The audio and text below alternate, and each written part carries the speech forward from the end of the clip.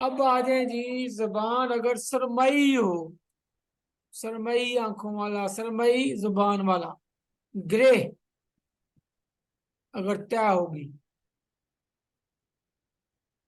ये बलगम या सफरा के इंजमाद की अलामत है। बलगम का भी इंजमाद हो सकता है, सफरा का भी इंजमाद हो सकता है। अच्छा, निशानी हमें क्या पता चलेगी? अगर बलगम का इंजमाद होगा तो जुबान तर होगी, नमी वाली होगी, और कदरे मोटी होगी, रतूबात का इज्तिमा को शो करेगी, बलगम के इंजमाद पर दलालत करेगी। नंबर वन, तरी वाली हो यानी नमी वाली हो, और कदरे मोटी हो, तो फिर ये इंजमाद बलगम है। अगर जबान सरमई तो है, साथ ड्राई है, खुश्क है, तो इसका मतलब हरारत ने रतूबात को उड़ा दिया, तो ये सफरा की इंजमाद की अलामत, हरारत की ज्यादती की अलामत। आगे देखें जी, अगर जबान पर स्याह तय हो, स्याह तय का होना सौदा की अलामत है, जिसमें खुश्की और रिया की ज्यादती की अलामत है,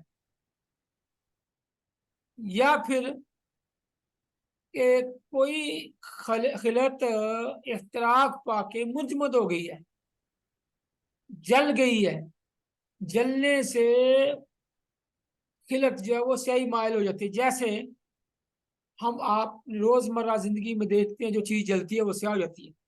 अगर और ज्यादा जल जाए, और ज्यादा जल जाए, कुश्ता कर ले, तो फिर वो सफेद भी हो सकती है। जले को भी जला दे तो, जले तो स्याह, और जले तो सफेद।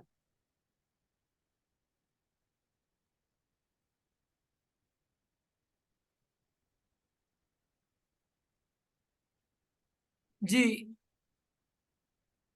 लेकिन सफरा जले या बलगम जले, मुजमन अमराज की तरफ इशारा है।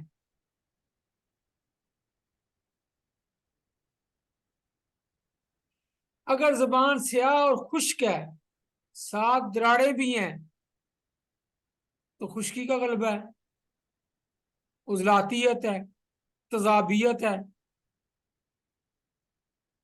जैनमन सदा बढ़ा हुआ है, जैनमन उजलाती तहरीक है, अलाकी मादे बढ़े हुए हैं, सदा खुद ज्यादा है।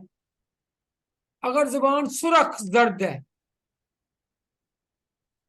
सुरख जर्द, सुर्खी भी है और जर्दी भी, और साथ स्याही के निशान है, तो सफरा के जमात की अलामत है। अगर जुबान तर और साथ असाबी अलामत हैं, तो स्याही बलगम के जमात की निशानी करती है।